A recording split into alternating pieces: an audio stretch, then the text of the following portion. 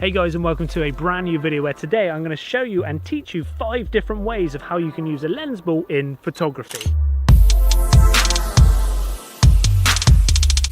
If you have no idea what a lens ball is, then I'd highly recommend clicking the video up here or over there. I always forget where they appear, and go see my review and kind of explanation of the lens ball, and then come back and carry on watching this video because here are 5 ways of how to use a lens ball in photography.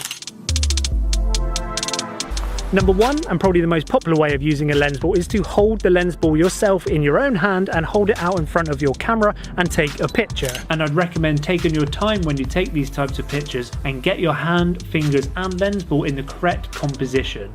Number 2, getting someone else to hold the lens ball.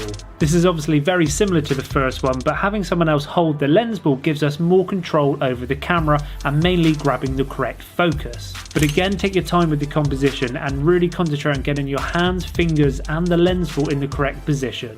And number 3 is probably my favourite use of the lens ball, and that's actually putting it in the scene. So as you can see right now, I put it on top of this kind of fallen down looking tree. We've got the sun coming through, just catching the leaves just a little bit, and I think it looks really nice. And like I said, this is my favourite use of the lens ball because it's just in the scene. It's not moving around as if it was in your hand. You're kind of like changing the focal length all the time, or someone else's hand, and you can come out and take the pictures on your own. You don't need anyone else to hold the lens ball. We can even position the lens ball in the scene and wait for the environment to change around us. For instance, on this one, I was waiting for the cat to walk along the fence.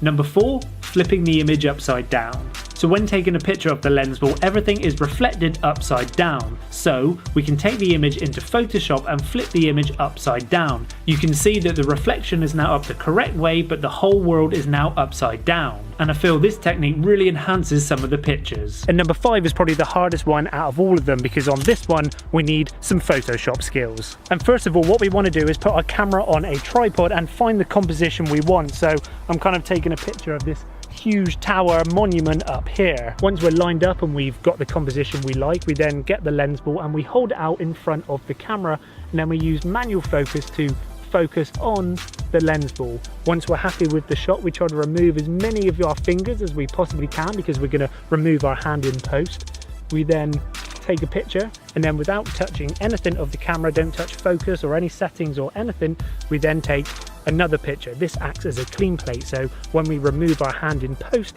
we use that picture to basically cover up our hand so the ball, the orb, looks like it's floating in the middle of the shot. First of all, edit the picture with the lens ball in. Now copy those settings, including the crop if you applied one, and paste them onto our clean plate image.